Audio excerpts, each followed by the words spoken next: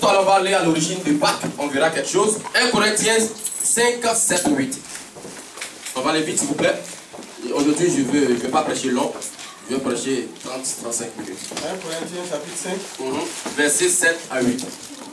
Faites disparaître le vieux levain, afin que vous soyez une Pâque nouvelle, puisque vous êtes sans levain, car Christ, notre Pâque, a été immolé. Alléluia. Car Christ, notre Pâque, a été immolé. Donc Christ est notre Pâque. Alléluia. Mais le verset dit quoi? Faites disparaître quoi? Le vieux levain. Le levain, c'est quoi? C'est le péché. Donc, pour que tu vives la Pâque, c'est-à-dire Christ, il faut que tu enlèves le vieux levain.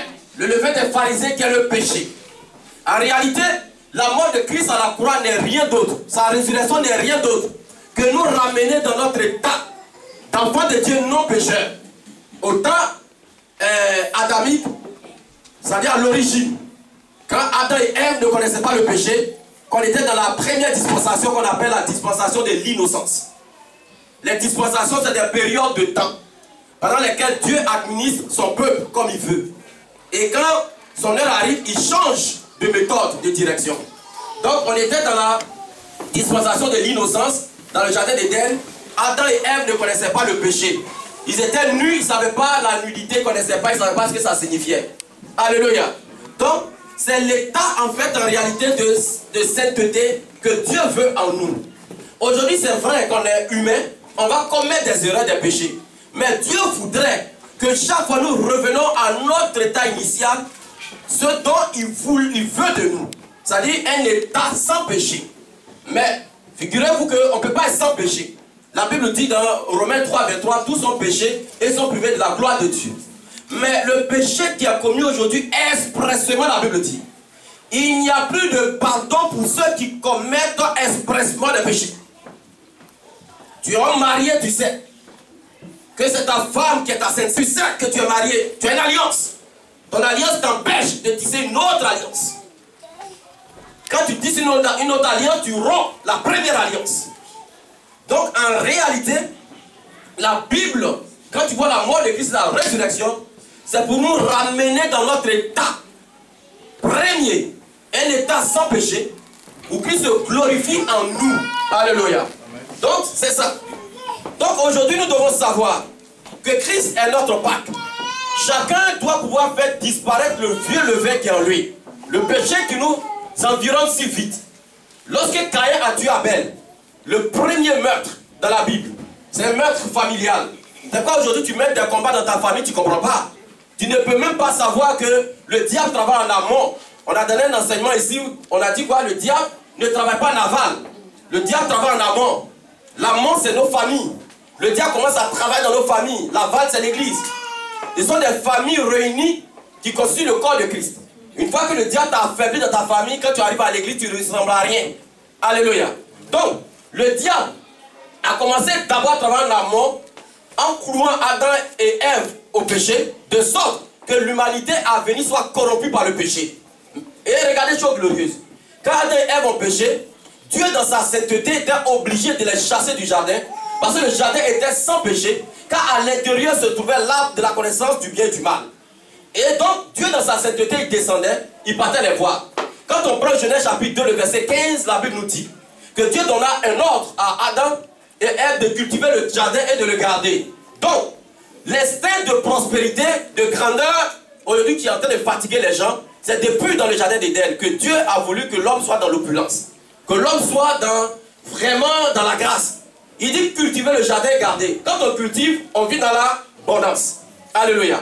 Donc en réalité, ce jardin qui ayant été corrompu par le péché, il va falloir que la source du péché quitte le jardin pour que le jardin soit lavé. Alléluia. Or la source du péché, c'était qui? Ève et Adam. Donc il fallait qu'ils quittent. C'est pourquoi quand ils ont quitté le jardin, Dieu les a chassés. On est passé à une période, notre période qu'on appelle la période de la conscience. La période de la conscience, c'est-à-dire Adam et Ève maintenant sont conscients de leur péché. Alors l'alliance est Adam déchu. Et maintenant qu'est-ce que Dieu a fait? Dieu a gardé le jardin maintenant par des chérubins. Vous savez que les chérubins et les séraphins sont des anges qui gardent la sainteté de Dieu. Donc Dieu ne veut pas qu'on suive sa sainteté. Une fois qu'on commence à suivre la sainteté de Dieu, Sa colère se lève contre nous. C'est pourquoi il dit dans Ésaïe 59, verset 1, que la main de l'Éternel n'est pas trop courte pour nous sauver, ni ses oreilles trop dures pour nous entendre comme un mur. On va laisser les gens s'asseoir. En réalité, le problème de Dieu face à nous, c'est le péché. Rien d'autre. C'est pourquoi une église dans laquelle on ne prêche pas sur le péché est une église luciférienne. C'est-à-dire qu'une église dans laquelle on ne prêche pas sur le péché est une église qui travaille pour le diable, au compte du diable, qui aime le diable et qui mange avec le diable. Parce que tout ce que Christ a fait, sa mort, sa résurrection, son combat, ses prédications, toutes les guérisons qu'il a faites, quand il finit de guérir, il dit quoi? Va et ne... Aïe, aïe, aïe. Mais pourquoi dans les églises on ne prêche plus sur le péché? On caresse le péché. Le péché, jusqu'à il y a des gens qui disent non, mon péché est mignon. Toi, tu as un péché qui est mignon, qui est en toi. Et curieusement, comme lui il est mignon, il t'a pris toute ta beauté, toi tu deviens laid extérieurement maintenant. Parce que le péché rend laid. Quand tu es dans le péché, tu ne veux même pas voir quelqu'un. Quand tu es dans le péché, tu fuis l'église. Quand tu es dans le péché, tu fuis le pasteur. Quand tu es dans le péché, tu fuis les frères et les soeurs de la foi. Parce que extérieurement, tu pues la laideur. Alléluia. Mais lui, il est péché, il est mignon en toi. Donc il est venu à consommer toute la beauté qui est en toi. Donc lui, il est beau, il est en toi, et toi, tu es laid à l'extérieur. Maintenant, il y a des femmes qui ne comprennent pas. Elles se font les cheveux, elles sont bien belles. Elles ont des yeux vraiment, quand tu regardes leur visage, tu regardes leur corps, c'est tranquille. Mais elles n'ont pas de mari. Mais le péché mignon qui est en toi a bouffé ta laideur. Quand il te voit, ta beauté que toi tu vois dans le miroir, il ne voit pas ça. Il voit la laideur que le péché t'a communiquée. Mais une fois que ce démon est parti, tu deviens tellement belle que ton mari est proche de toi.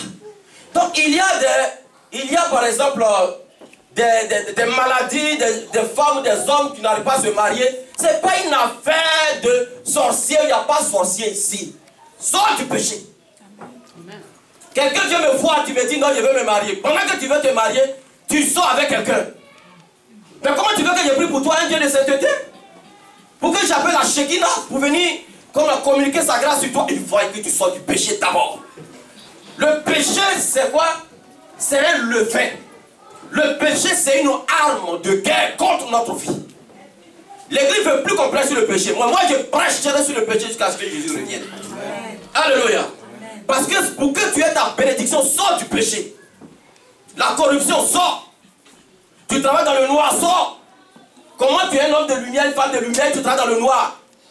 Donc c'est les ténèbres qui vont se communiquer à toi maintenant. Donc ton argent, c'est le noir.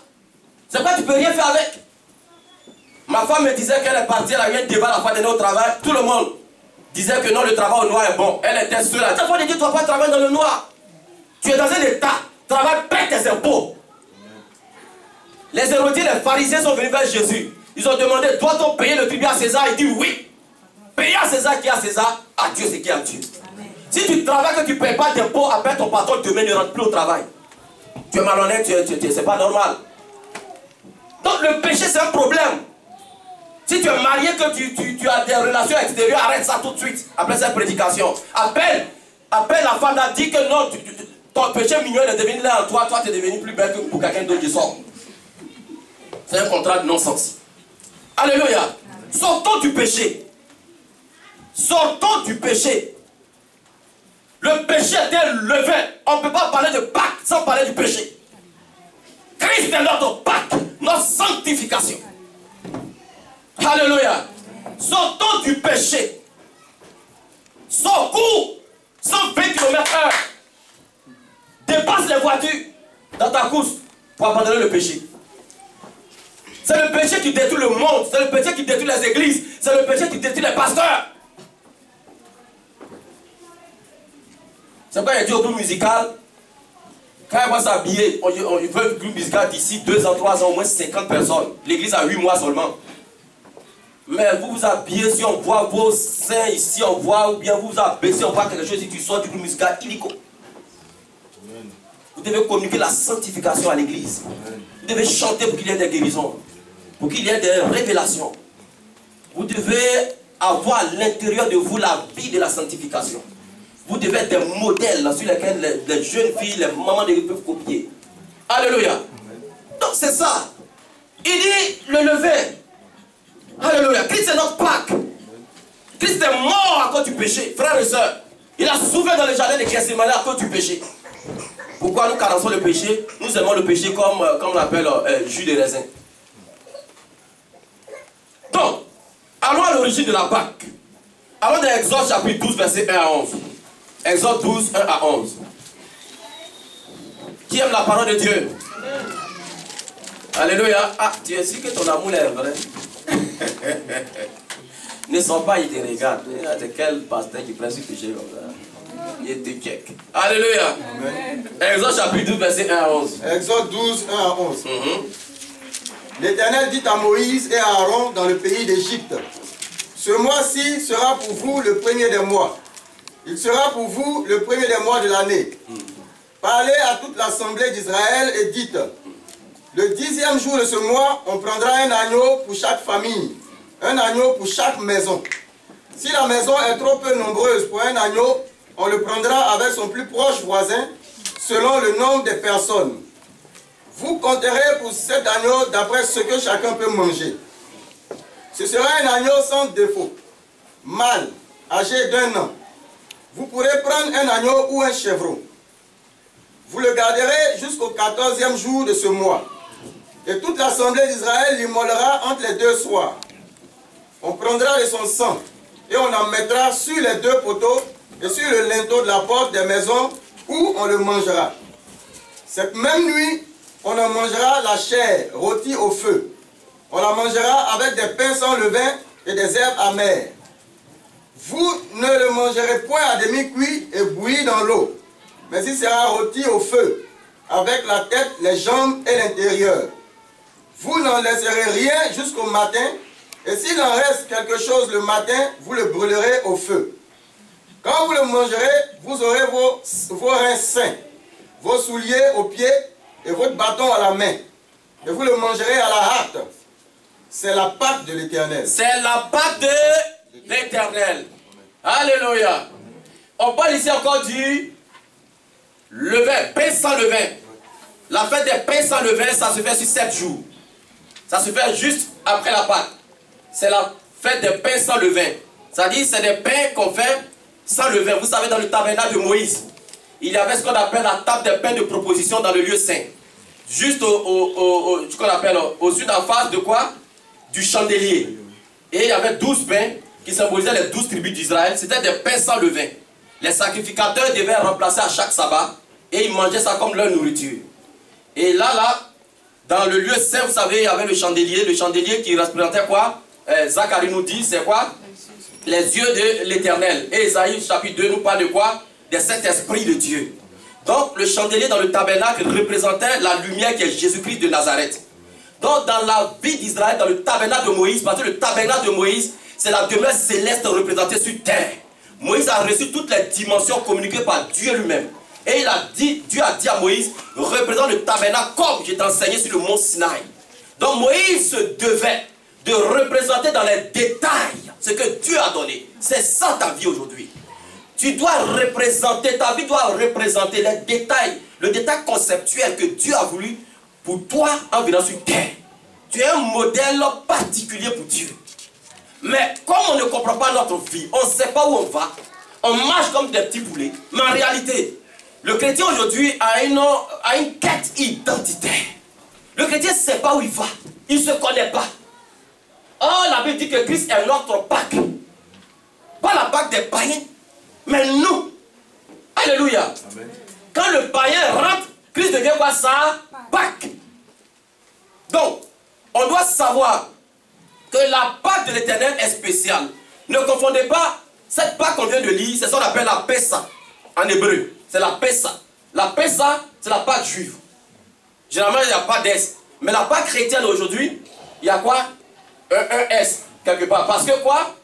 Notre Pâque, c'est depuis nous, on considère notre Pâque depuis quoi? La mort, la résurrection, tout ça là. Si vous voulez, c'est comme notre Pâque symbolisé tranquillement par le jour de la résurrection qui symbolise le sens réel de la Pâque. Donc, c'est pourquoi la Pâque est en réalité la fête la plus importante dans la vie d'un enfant de Dieu. Et comme l'ennemi sait cela, l'ennemi a détruit le sens même de la Pâque, de sorte que la Pâque aujourd'hui soit une période festive pour le monde. Le monde s'est approprié notre Pâque. Parce que toi, tu ne fêtes pas ta Pâque. Toi, tu fais des anniversaires. Les anniversaires ne sont pas bibliques. Lisez dans la Bible, chaque fois qu'il y a un anniversaire, il y a une mort d'homme. Mais tu passes ton temps à organiser l'anniversaire de ton fils, tu dépenses des milliers de dollars. Lis-moi, montre-moi dans Genèse chapitre 1 jusqu'à Apocalypse 22, montre-moi une seule fois où on parle d'anniversaire. Où les disciples ont parlé d'anniversaire. Tu mets tout ton argent dans l'anniversaire. Il faut que tu arrêtes. Il faut que tu investisses dans le royaume. Alléluia. Hérode a organisé un anniversaire. Ils ont décapité Jean-Baptiste. Pharaon a organisé un anniversaire. Ils ont décapité le panetier. Alléluia. Il faut que vous enseignez la parole de Dieu. Les anniversaires, moi mon fils a 8 ans aujourd'hui. Mon fils a 8 ans. Mon deuxième fils. Mon épouse a dit il faut qu'on achète un petit gâteau. Vous partager avec leur frère et leur soeur là. C'est tranquille. Mon anniversaire à la maison, je vais inviter du monde venir. C'est quoi ça? Alléluia. Une fois, on a invité dans un anniversaire. Il a dit bon, de temps à autre, il faut quand même faire plaisir aux humains comme on va faire. On est au milieu des humains. J'arrive là-bas. Musique est dedans. C'est une musique, même les parents commencent à abandonner. Et lui, l'enfant de Dieu. Tu arrives déjà, il était torse nu. Il était torse, il était assis à la télécommande. Quelqu'un il m'a dit, après tu es déjà là. Il arrête ça. Alléluia. Il a mis maintenant mon soeur chrétien. Oh Jésus, il dit oublie ça. Tu es en train de me tromper, mais tu ne peux pas tromper Dieu. Alléluia. Vous investissez, il y a quelqu'un qui a fait l'anniversaire. Ils ont dépensé 1000 combien de dollars. Pourtant la personne qui travaille dans la manufacture. Ça, tu peux pour faire l'anniversaire. Tu n'as même pas d'idée, tu n'as même pas de pensée. Tu n'as même pas, tu cherches même pas à développer ta vie. Et après tu vas tendre la main au païen, aux banques. Tu vas devoir ta carte de crédit, rien, parce que tu prends ton argent pour faire l'anniversaire. Et quand on invite les enfants de Dieu dans l'anniversaire, ils courent comme ça, quand même souvent leur hôtel, la cogne, un caillou, ils prochent aux chaussures, là, ils ont acheté sur leur, comment on appelle, leur col pour coller sa vie vite pour aller. Alléluia. Ça fait pitié, les enfants de Dieu, on ne vit pas notre foi.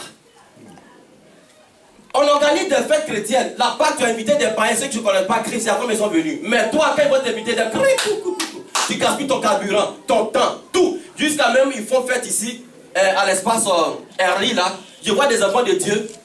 Je suis passé là-bas, mais c'est pas possible. J'ai failli pleurer. Des enfants de Dieu qui sont assis avec les enfants. Oui, papi, tu mamie, tu viens faire mascara. Oui, on va faire mascara. Ça dit crayon du diable, là. Oui. Quand demain ton enfant va aimer Nicki Minaj ou Nicki Minaj ou quoi là, ou bien Beyoncé, tu comprends pas? Quand ton enfant va se dénuder, tu sais pas. Mais tu as commencé à mettre le crayon du diable déjà. La marque de l'ennemi est vide avec tes enfants ta foi chrétienne. Identifie-toi par ta qualité de vie spirituelle. C'est ça le vrai enfant de Dieu. Qu'on te voit, qu'on sente que tu es un enfant de Dieu, que tu es né de nouveau. Alléluia. Il y en a qui sont baptisés et pensent que le baptême c'est fait en soi. Non. Le baptême n'est pas la connaissance de Dieu. Le baptême t'aide à rentrer dans la connaissance de Dieu. Parce que c'est quoi? Une pure conscience d'accepter Dieu. Mais quand tu as accepté Dieu et que ta conscience est pure d'accepter Dieu, il faut que ton être intérieur accepte la transformation, l'œuvre de régénérescence par le Saint-Esprit. C'est ça la nouvelle naissance. Tu n'es pas de nouveau. Jésus-Christ a dit à Nicodème, tu ne verras pas le royaume des cieux. Alléluia. Donc, la Pâque juive qu'on vient de lire à l'origine, c'est la libération du peuple juif de l'esclavage en Égypte. Ça veut dire Dieu s'est révélé maintenant, Moïse vous dit, le temps est arrivé. Vous savez que Dieu travaille en des temps. Il dit, le temps est arrivé pour que vous sortez. Donc, allez-y immoler la Pâque dans le désert. Donc, Dieu leur donnait des instructions, comment il fallait fêter la Pâque. Donc, ici, je ne vais pas rentrer dans les détails, on n'a pas assez de temps, un autre jour, on va bien enseigner dessus, mais je vais survoler. Donc, il fallait prendre un agneau sans défaut. Pourquoi un agneau sans défaut? C'est écrit quand le pasteur a lu. Parce que ça préfigurait qui? Christ. Parce que vous savez que dans le tabernacle de Moïse, comme on l'a vu ici, dans une étude biblique, c'est que dans le parvis, parce qu'il y a 3 compartiments. Il y a le parvis, le lieu saint, le lieu très saint. Et dans le parvis, il y a ce qu'on appelle l'autel des reins, qu'on appelle l'autel de l'Holocauste, l'autel des sacrifices. Tout adorateur israélite qui venait devait envoyer un animal sans défaut. Parce qu'il y avait 5 sacrifices. 4 qui étaient sanglants et 1 non sanglant. Il y a l'Holocauste, qui est le plus gros sacrifice. L'Holocauste, on tuait l'animal, on brûlait, et la Bible dit, on brûlait la graisse, les boyaux, et l'odeur qui montait était quoi? Un parfum de bonne odeur agréable. Et puis Dieu agréait notre vie. Mais aujourd'hui, on ne fait plus l'Holocauste comme ça, parce que Christ sacrifié pour nous, on n'a plus besoin des sacrifices. Donc notre vie est le parfum de bonne odeur qui monte vers Dieu. C'est pourquoi Paul dit que nous sommes une lettre écrite, sûre et connue de tous. Donc en réalité, en tant qu'enfant de Dieu, ta vie est un parfum. Donc il y en a, leur vie est un parfum qui donne la maladie. Curieusement, tu viens de te laver tout, mais quand tu parles, quelqu'un fait ça. Tu comprends pas, tu penses que tu comprends rien. Mais ça dit, le diable t'a tellement enveloppé que ton parfum donne la mort. C'est ce que Paul dit. Paul dit, pour certains, c'est une odeur de mort et pour d'autres, c'est une odeur de vie. Il faut que tu aies ton parfum soit une odeur de vie. Tant que ton parfum n'est pas une odeur de vie, tu n'as pas autorité sur les choses spirituelles. Sur la terre, tu peux être grand. Mais dans le monde spirituel, tu ne pèses rien. Comme je disais la fois dernière, ce n'est pas notre position dans l'église qui détermine notre position dans le ciel. Mais c'est que la qualité de vie spirituelle qu'on met qui nous positionne dans le ciel.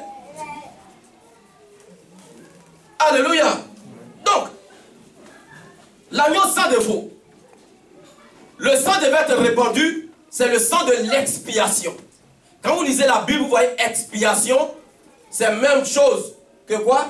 Propitiation. C'est pourquoi, dans le lieu très saint, il y avait l'arche et le couvercle qu'on appelle le propitiatoire. Ça veut dire Christ, qui est notre propitiation, notre expiation. Parce que les chérubins gardaient le couvercle, et puis quoi? Dieu descendait au milieu. Mais tout ça n'existe plus. Parce qu'à la mort de Christ, le voile a été quoi? Déchiré. Nous sommes une foule de sacrificateurs pour Christ. Apocalypse en parle. Alléluia. Donc le sang, c'est le sang qui ôte nos péchés. Donc normalement, quand tu rentres dans la Pâque de Dieu, comme aujourd'hui, le sang de l'agneau doit pouvoir te laver de toutes tes souillures. Quand tu vas sortir de cette église aujourd'hui, en réalité, tu deviens comme l'or, qui est quoi? Extrait du sol qui est brut, qui passe par quoi? La colère du feu, et tu ressors poli, comme ma bague actuelle. C'est de l'or. Mais c'était quoi? Tout noir quand il sortait. Mais l'orfèvre, quand il a travaillé cela, c'est sorti, ça brille. C'est pourquoi je l'ai depuis 2000 combien? Mais il a encore brillé. C'est comme ça ta vie. Quand tu rentres dans la Pâque de Dieu, il faut que ta vie subisse la colère de Dieu. Et en sortant de cette colère, que tu sois poli comme le potier qui travaille l'argile. Alléluia. Donc, les herbes amères, pourquoi ils devaient manger des herbes amères? Les herbes amères symbolisaient la souffrance de la servitude en Égypte. La souffrance de la servitude en Égypte. Pourquoi il fallait manger sans levain? Ça dit c'est la pureté. Ôter le péché. Pourquoi il fallait manger debout? Le bâton à la main. Parce que quoi? Israël était prêt à faire quoi? À sortir de l'Égypte. Donc ils avaient leurs souliers. Ils avaient leur bâton de pèlerin. Et ils avaient quoi? Ils se sont saints les reins. C'est comme ça, toi, enfant de Dieu. Tous les jours, tu dois être prêt pour le combat. Arrête de t'asseoir. Tu dois bouillonner pour le royaume. La Bible dit dans l'Apocalypse. Parce que tu n'es ni quoi? Ni chaud, ni bouillant. Parce que tu es tiède, je te vomirai. Dieu n'aime pas la tiédeur spirituelle. La tiédeur spirituelle est un levain pour Dieu. Est un fardeau pour lui. Quand il voit les chrétiens tièdes, c'est un fardeau pour lui. Il veut voir des gens qui bouillonnent dans le royaume pour que l'évangile avance. Saint-Terrain, mon frère, ma soeur. Porte tes souliers. Habille ton cœur. Habille ton âme. Et sors pour le combat. C'est ça un vrai enfant de Dieu.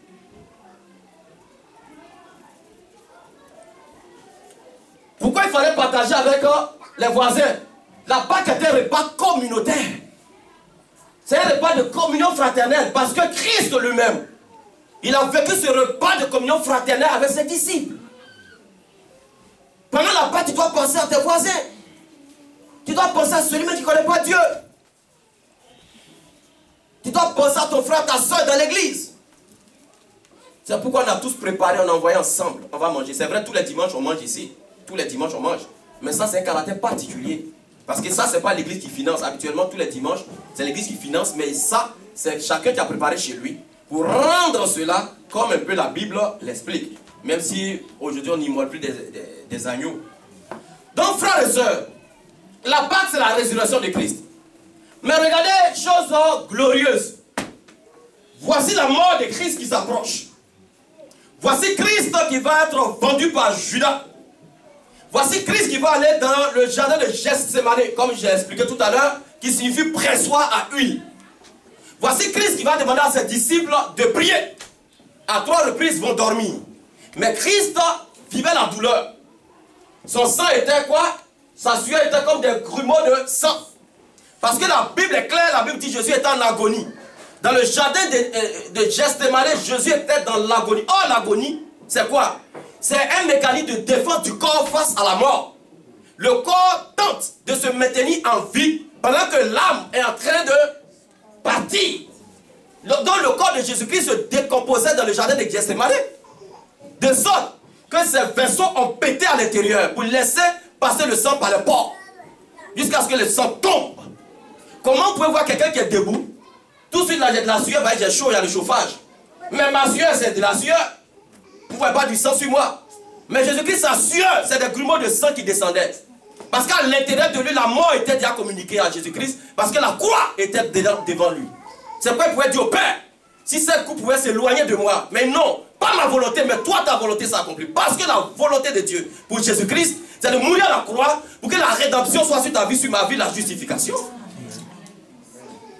Alléluia. Donc, Christ est notre Pâque. Ils vont vendre Christ dans le jardin de Gethsémane. Ils vont l'envoyer directement chez Anne, le souverain sacrificateur. Anne n'était pas en fonction, c'était Caïphe. Anne était le beau-père de Caïphe. Mais il était le sacrificateur le plus expérimenté et le plus influent, même n'étant plus en poste. Donc, ils envoient Anne pour qu'il influence Jésus. Mais ils ne savaient pas que celui qui influence le monde spirituel, le monde physique, c'est celui qui est mort pour nous et qui est notre Pâque. Alléluia. Oh Seigneur. Anne va échouer à sa tentative. Il va lier Jésus envoyer à Caïphe. Caïphe va interroger Jésus. Il va demander: es-tu le roi des Juifs? Il dit: tu le dis. Parce qu'en réalité, je suis le roi des Juifs. Caïphe ne va rien trouver. Il va lier Jésus. Ils vont l'amener maintenant chez qui? Ce Pilate. Parce qu'en réalité, dans les lois juives, les Juifs ne peuvent pas condamner à mort. C'est écrit. Ils ne peuvent pas condamner à mort. Il faut la caution des Romains. Parce qu'Israël était divisé en 2 juridictions. Il y avait le nord avec Hérode et le sud avec Pilate. Donc, c'est dans la juridiction de Pilate que Jésus devait être jugé. Parce que personne ne pouvait juger si la personne n'était pas de cette juridiction. Alors, qu'est-ce qui va se passer? Ils vont envoyer Jésus à Pilate. Pilate va essayer d'interroger Jésus. Et il va entendre que Jésus vient de Galilée. Parce que les 3 cas du ministère de Jésus se sont passés en Galilée. Parce que Joseph était en Galilée. Et lorsque Jésus-Christ naissait en Judée, c'est parce que César Auguste avait fait quoi? Demander un recensement. Donc tous devaient aller dans leur pays, dans leur ville natale. C'est pourquoi Jésus est né en Judée. Parce que la prophétie devait s'accomplir, Jésus-Christ devait sortir du trône d'Isaïe. Alléluia. La tribu de Juda. Mais Jésus-Christ a fait son ministère en Galilée. Donc, en réalité, quand il a entendu Galiléen, il a ramené Jésus-Christ vers Hérode. Or, on a donné la passion de Christ, l'enseignement toute la semaine. On a fait 3 jours d'enseignement ici. Donc, lorsque, oh c'est curieux, Pilate et Hérode étaient quoi? Ennemis. Mais la Bible dit, d'ennemis qu'ils étaient, ils sont devenus amis ce jour. Frères et sœurs, quand il s'agit, l'ennemi veut détruire ta vie, il y a une coalition de démons. Mais s'ils ne s'entendent pas, ils deviennent amis pour détruire ta vie. Mais toi, le problème, c'est que tu ne sais pas. Quand dans le combat spirituel actuel de l'église, il faut que toi, moi et l'autre, on s'associe pour aller au combat. Mais l'église est divisée. Le corps de Christ, je ne parle pas de l'église glorieuse de Christ. Il y a des combats internes, les calomnies, la méchanceté, les concurrences, n'importe quoi. Aujourd'hui, Al-Qaïda peut venir recruter dans les églises. Dans les églises, on se fait croire qu'en jambe. Le pasteur regarde la plus belle fille de l'église. Oh, elle est mariée. Un frère regarde pendant que l'autre passe, regarde dans son postérieur. Des combats inutiles dans les églises. Des calomnies. Des gens s'associent au dehors pour parler des autres. Les critiques, les mensonges. Mais Hérode et Pilate, des ennemis qu'ils étaient, ils sont devenus quoi? Amis pour détruire Jésus. Frères et sœurs, que Dieu illumine les yeux de notre esprit, les yeux de notre âme, de notre compréhension. Parce que la Bible dit dans Osée 4, si mon peuple périt faute de connaissance. Donc, de chez Pilate, de chez Hérode maintenant, Hérode va se moquer de Jésus. Il dit, j'ai entendu parler de toi. Il paraît que tu fais des miracles. Fais un peu de miracles, je vais voir. Ton Dieu. Et Jésus-Christ, ils l'ont ramené chez Pilate. Parce que Hérode s'est rendu compte qu'il ne vient pas de sa juridiction. Donc c'est Pilate maintenant qui doit juger Jésus. Pilate a tout fait pour libérer Jésus. Tout. On a vu la semaine. Tout. Jusqu'à sa femme. L'Éternel s'est révélé en lui, en elle en songe. Pendant que Pilate était au tribunal, sa femme envoyait quelqu'un lui dire, tout le monde peut avoir problème avec ce juste, mais pas toi. C'est écrit, on a vu ça la fois dernière. C'est un suivant, c'est qu'on ne lit pas les textes. Donc, ça dit dans ta vie, tout le monde peut avoir problème avec Jésus, mais toi refuse. Il vaut mieux que tu aies problème avec ton voisin, que tu aies problème avec ta femme, avec ton mari, tes enfants, que d'avoir problème avec Jésus. Jésus est le juste juge. Si tu as un problème avec lui, tu te jugeras. La Bible dit qu'il est quoi notre paraclet? Si tu as problème avec Jésus, qui va te défendre? C'est quel avocat qui va te défendre dans le monde spirituel? Oh, Jésus-Christ, donc, la résurrection de Jésus-Christ, c'est rien d'autre que notre justification. La Bible dit, les femmes écoutez, j'arrive sur vous tout de suite. La Bible dit, quand on lit Marc 14, 58, lisons Marc 14, 58 s'il vous plaît. Marc 14, 58, s'il vous plaît. Jésus m'aime, il m'a cherché, alléluia, mon sauveur m'a acheté. Il m'a donné le salut. Alléluia. Marc 14, 58. Marc 14, 58. Nous l'avons entendu dire, je détruirai ce temple fait de main d'homme. Amen. Et en 3 jours, j'en bâtirai un autre qui ne sera pas fait de main d'homme. C'est bon, pasteur. Donc, en fait, voici l'un des motifs qui, en fait, ont conduit les Juifs à arrêter Jésus. Je vous ai expliqué, je ne reviens pas dessus. Mais ils vont le couler parce qu'il a dit quoi? Il est roi des Juifs. En Israël, quand on crucifiait, parce que la crucifixion c'était pour les bandits, on écrivait le motif de la crucifixion. Mais pour Jésus, ils ont mis roi des Juifs. Jésus-Christ, roi des Juifs. Ils n'ont pas mis brigand, ils n'ont pas mis temps. On dit roi des Juifs. Parce que je suis roi des Juifs, on me tue. Alléluia. C'est pas Pilate dit, mais il ne trouve pas de fraude dans lui, ni Hérode. Prenez votre homme, allez-y le tuer. Il dit non, Pilate, il faut que toi tu donnes l'ordre qu'on tue. Pilate dit ok, j'ai compris, mais je vais me laver les mains. Je suis innocent du sang de ce juste. Ils vont le pendre au bois. Jésus-Christ va prononcer des paroles. La première parole qu'il a prononcée, il dit, Père, pardonne-leur. Mais le cœur des enfants de Dieu ne sont pas au lieu des cœurs de pardon. Tu veux en découdre avec tout le monde. Mais Jésus-Christ, ils étaient en train de le crucifier. Et puis il dit, pardonne-leur. Il n'a un cœur d'amour. Un cœur de pardon. Quand tu vas sortir d'ici, si tu es en parlant avec quelqu'un, va libérer ton cœur, accorde le pardon à tout le monde. Ça ne te coûte rien de donner ton pardon à tout le monde. Ça ne t'enlève rien, ça ne t'enlève rien. Aucun dollar sur ton compte en banque, ça ne t'enlève aucun cheveu, ça ne te diminue pas ta taille, ça ne diminue pas ta beauté, ça ne diminue pas ton honneur.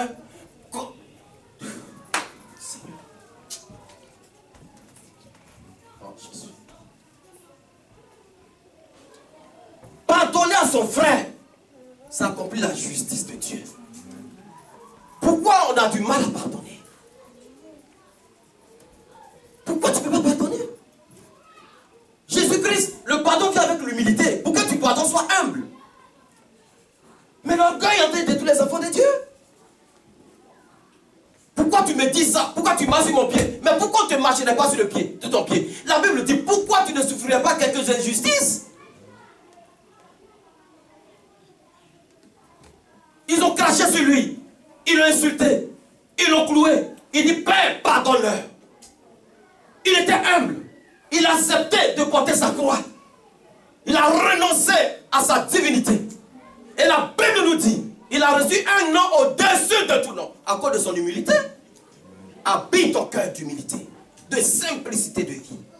Christ va te communiquer le ciel pour ta vie. Alléluia.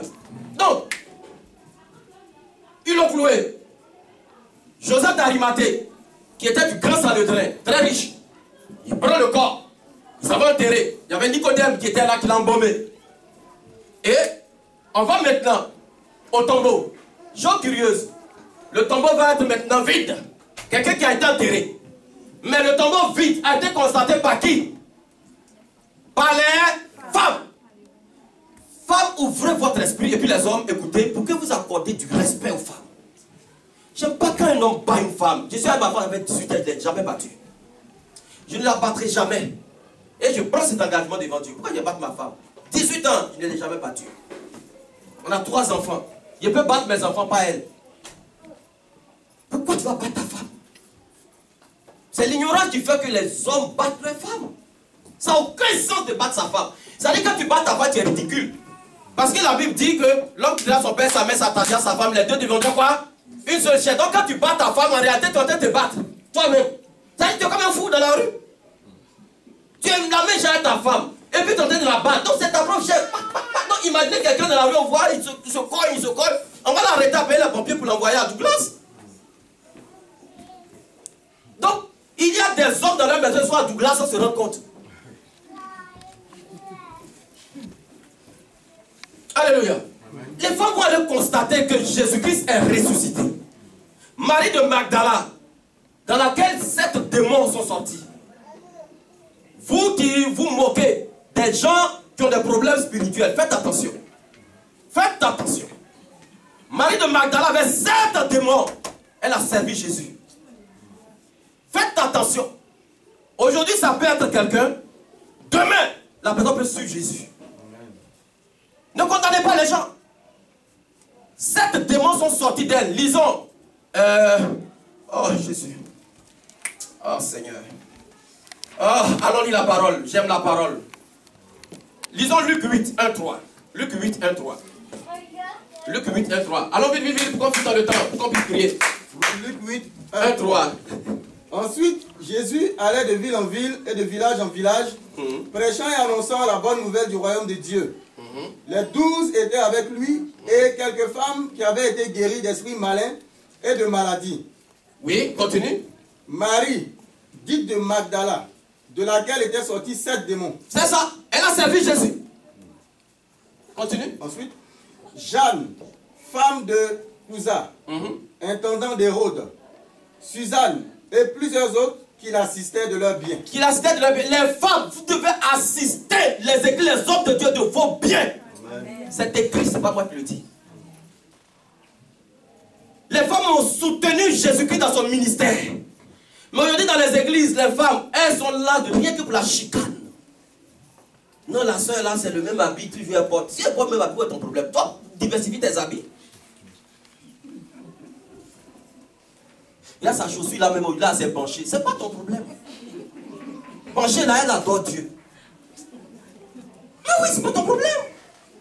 Ah, elle aussi, ses cheveux là, mais ça sent maintenant. Ça sent, mais dans le monde spirituel, ça sent bon. C'est pas ton problème. On vient à l'église, chacun pour soi, pour adorer Dieu. Tu dois prier. Comment soutenir le ministère par tes biens? Tes biens ne voient pas seulement l'argent. Tes biens, moi, je mets dans les biens tes dons. Les dons que Dieu t'a fait, c'est des biens que Dieu te fait, te donne. Ton argent, comment on appelle, tes talents. C'est-à-dire, tout ton être entier, femme, tu dois déposer dans la corbeille. Il y a une femme, en Afrique, elle faisait offrande. Elle vient faire son offrande dimanche, la prophétie sonne. Tu n'as rien fait. Le dimanche prochain, elle augmente l'argent, elle vient donner, la prophétie dit tu n'as rien fait. 3 ou 1 mois, toujours la même prophétie. Et la femme va comprendre maintenant la voix de l'esprit. Pendant les offrandes, elle vient, le pasteur elle comprend rien, elle met ses 2 pieds dans la corbeille. La prophétie sonne, c'est ce que je voulais de toi. Ça dit tout ton corps, tout ton être, donne-le à moi. Un homme perverti, ça vaut mieux qu'une femme pervertie. Une femme pervertie, c'est la naissance de démons qui arrive. C'est vous qui concevez. Imagine une femme qui prend la drogue. Imagine que moi j'étais à Korogo en Côte d'Ivoire. Je passais dans la rue, une femme enceinte est venue vers moi. Elle dit vraiment, oh frère, je vais te voir, tu passes toujours ici, tu me plais. Vente là comme ça, loupi. Ah! Il a demandé, ton mari là, il te plaît plus. Enceinte, je te plais. Mais quand tu vas coucher là, je peux te plaire. Mais là, tu vas me manger comme ça, on dit pépé soupe. Femme! Une femme pervertie, ça fait peur. Un homme perverti, ce qui peut arriver, bon, il va jeter les enfants à quelque part, manger, et puis il est possédé là, et on va faire sa délivrance. Mais toi, tu vas, imagine que tu portes un petit démon dans le ventre 9 mois. Il te gratte le ventre là, dans son démon là. Les femmes, concentrez-vous dans le ministère. Soyez des femmes de valeur. C'est pourquoi je bénis le nom du Seigneur pour le programme que vous avez eu hier. C'était glorieux. Donc, Jésus-Christ devait se montrer à qui, en réalité? Dans sa résurrection. À ses disciples. Pourquoi il a outrepassé ses disciples? Et puis c'est vous. À l'église glorieuse de Christ, jusqu'à ce que Jésus revienne, je vais valoriser les femmes. C'est pas que je vais te mettre à la tête. Moi, je ne suis pas d'accord pour les femmes qui sont dans le ministère, qui veulent commander de façon qui est pasteur. Je ne vais pas donner quelqu'un pasteur ici. Femme, je vais t'ordonner peut-être évangéliste dans le ministère, ou bien tant. Mais pasteur, et puis tu vas donner les gens, et puis ah, Baba, take it! Quand femme est pasteur, ça fait peur. Oh, take it! Take it! Et puis elles aiment les take it. Des take it. Tu vois des take it impudiques. Est-ce que tu peux acclamer le Seigneur? Alléluia. Donc, Jésus-Christ se révèle. D'abord pas lui, mais les anges roulent la pierre. Les femmes vont. Regardez comment les femmes sont courageuses. Est-ce que vous connaissez les tombeaux en Israël? C'est comme des grottes. Ça fait noir dedans, ça fait peur. Mais comment une femme a eu le courage d'aller? La Bible dit, tandis que les femmes sont arrivées, elles ont été épouvantées. L'ange leur a dit non, ne vous épouvantez pas. Il n'est plus là, il est ressuscité. Maintenant les femmes vont être porteuses de la bonne nouvelle. Tu es porteuse de la bonne nouvelle, femme. C'est vous qui avez informé les disciples, le monde entier, que Jésus-Christ est ressuscité. Et puis tu te négliges, tu es fade, on ne te comprend pas. C'est à toi l'ange a dit. C'est pas Jésus qui a parlé d'abord, c'est l'ange. Ça dit, les anges ont communiqué d'abord avec les femmes. Va dire à Jésus, dis aux disciples que Jésus les attend en Galilée. Ça veut dire en réalité, les anges étaient porteurs du message de Jésus-Christ. Et les anges ont porté le message aux femmes. Pour que vous transmettez aux disciples. Au monde entier.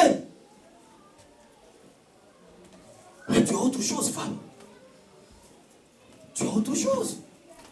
Il faut que tu comprennes ton identité spirituelle. Jésus-Christ te fait porteuse d'enfants pour pérenniser l'humanité. Or, nous devons évangéliser. Donc par toi, l'évangile avance. Jésus-Christ se révèle à toi pour aller porter le message. Femme, ouvrez votre esprit dans le royaume. Vous êtes autre chose. Vous n'êtes pas ce que vous pensez être. Vous pensez que vous êtes fait pour la cuisine. Vous pensez que vous êtes fait pour laver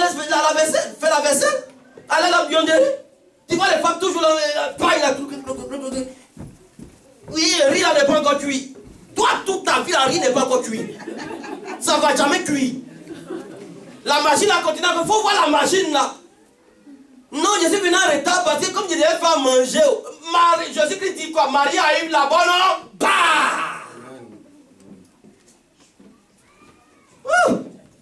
Alléluia.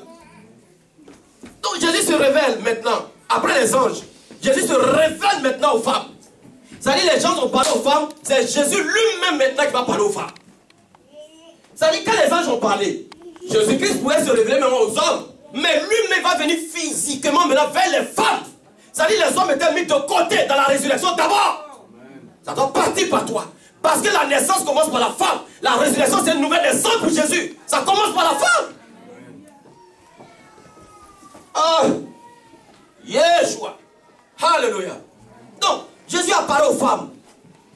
Maintenant, il va faire plusieurs apparitions maintenant. C'est qu'il était rassasié d'être apparu maintenant aux femmes, qui va maintenant se révéler aux hommes. Et regardez ce qui va se passer. Il se révèle aux femmes. Les femmes sont porteuses de la bonne nouvelle. Il se révèle aux hommes, les hommes sont incrédules. Ils ne croient pas. Pourquoi les hommes ont le cœur dur comme ça de croire à Jésus? On te parle, ton cœur là est dur. Les femmes elles sont flexibles. C'est pourquoi les femmes sont remplies dans les églises. Mais toi tu ne peux pas.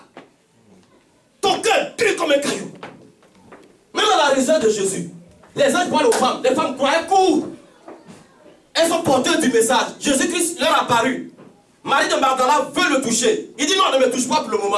Parce que là, elle voulait exagérer maintenant. Il faut que Jésus, pas besoin d'en donner la pas belle, mais n'exagère pas là. Parce que là, je ne suis pas encore glorifié. Il faut que je m'assère à la droite du Père pour être glorifié. De là, maintenant, tu peux me toucher. Mais pour le moment, à date là, laisse ça là. Parce que tu me touches, tu vas être consumé femme. Alléluia. Amen. Les femmes n'exagérez pas aussi. Mais si on vous donne des parts, mais mangez la bonne part. Amen. Ne prenez pas l'autre part qui ne vous appartient pas. Amen. Alléluia. Donc, il se révèle aux hommes. Il se révèle à Pierre. Il se révèle aux disciples. Sur la rue de Maïs. Ils ne savaient pas que c'est Jésus. Ils sont aveuglés. Il se révèle aux apôtres. Sans Thomas. Il va se révéler maintenant aux apôtres avec Thomas. Il va maintenant se révéler. Il s'est révélé. Jusqu'à Thomas dit, tant que moi, je n'ai pas touché ça, dans ton côté, je ne crois pas. Voici les hommes, comment vous êtes. Regardez, comptons les femmes et puis comptons les hommes.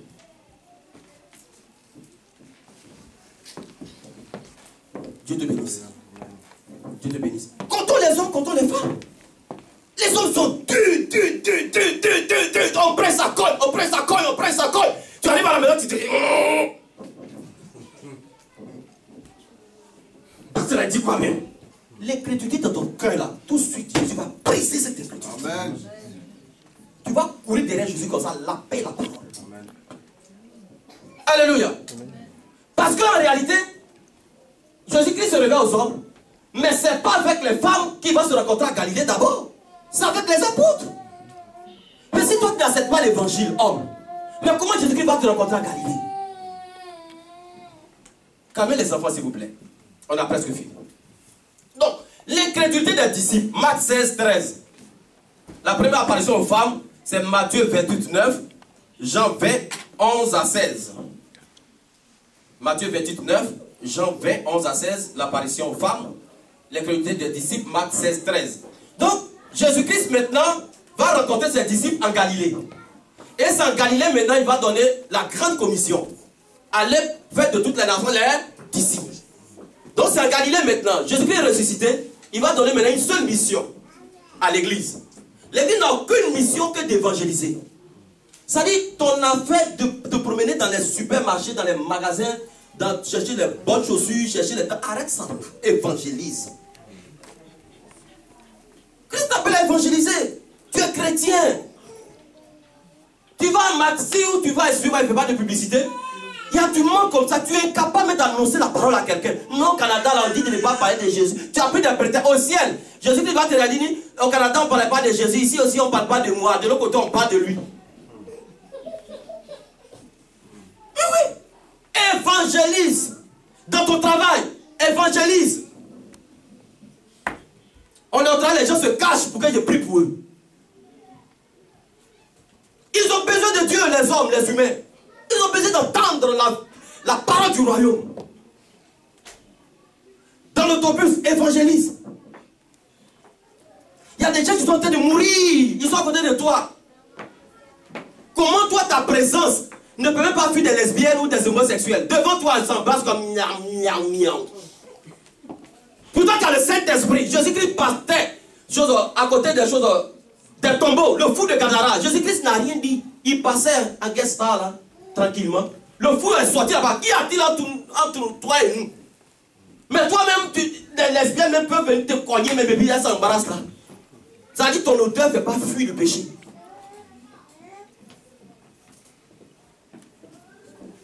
Alléluia. Oh Seigneur. Donc Matthieu 28, 18, 20. Il faut que tu évangélises mon frère. Si nous sommes au jour de la résurrection, il faut qu'on t'annonce que tu dois évangéliser. Tu le sais, mais tu ne le fais pas.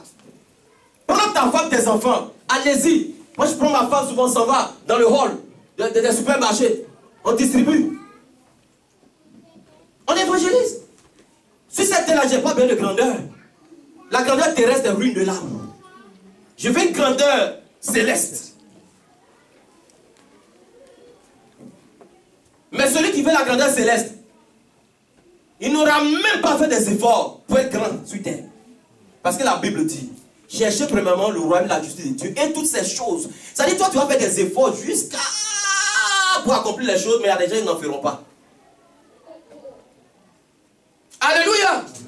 Comprenez le message du royaume, frères et sœurs. On est à Abidjan, on est là, on veut faire venir au Canada, on n'a pas assez d'argent, on vient à l'église, on fait l'œuvre de Dieu, on court ici, on ne dort pas. Du lundi, une fois du lundi jusqu'à jeudi, c'est le jeudi que j'ai dormi. 4 jours sans sommeil, à cause de Dieu. Je suis chez les fidèles, en train de prier pour eux, je suis ici, je suis là, je suis là. Je vais manger maintenant, je ne peux même plus soulever mon bras. Ma femme me dit à quoi? Je suis allé dormir. Quand je me suis réveillé, elle me dit, elle ne me voit pas. Tu es où? Je dis, je suis en visite. Toi, tu vas mourir vite. J'ai dit, je préfère mourir vite pour avoir le ciel. Mais qu'est-ce qui s'est passé? Pour venir au Canada, ma femme et moi, nos billets d'avion sont sortis de la présidence de la République, on n'a pas payé. On a eu ça cadeau. Toi, tu as souffert pour payer ton billet d'avion. On a pris 2000 $ gratuitement. Dans ma quête de Dieu, le Seigneur m'a orienté vers quelqu'un. Il m'a permis de lui donner une prophétie. Je rentre dans son bureau. Le Seigneur me donne parole pour son fils. Je ne le connaissais pas, un grand homme cossu. Son bureau est comme ça. Il dit, je suis infirmier, mais je suis pasteur. Je peux prier pour vous, vous avez un fils qui sera ingénieur. Est-ce que l'esprit me communique? Il ne voulait pas se lever au début, il ne me connaissait pas. Il dit, je vous dis que c'est vrai, cette parole est certaine. Il s'est levé, humblement, j'ai prié pour lui. Il y a un fils de 17 ans qui passait le bac. Il s'en va voir son fils, après le bac, il dit, parce qu'il a eu le bac à 17 ans. Il dit, si tu as le bac, qu'est-ce que tu veux faire? Il dit, je vais être ingénieur. Donc le gars, le boss là, il a cru au ministère. Il m'a appelé. Il dit, pasteur, tu dis, tu vas au Canada? Il dit, oui. Il dit, fais un dossier, emmène-moi. J'ai fait un dossier en 3 mois, ma père dit, venez prendre vos billets d'avion. Ma femme et moi, on est montés d'avion cadeau. Ça dit, pendant que tu souffrais, moi, j'étais dans l'avion gratuitement. Et l'enfant dont je parle actuellement, il est à Seattle, aux États-Unis, il est en train de faire cycle d'ingénieur, miné et béton. Ça fait seulement 5-6 mois qu'il est arrivé aux États-Unis, il est en train de faire cycle d'ingénieur. Cherche Dieu, Dieu cherche pour toi.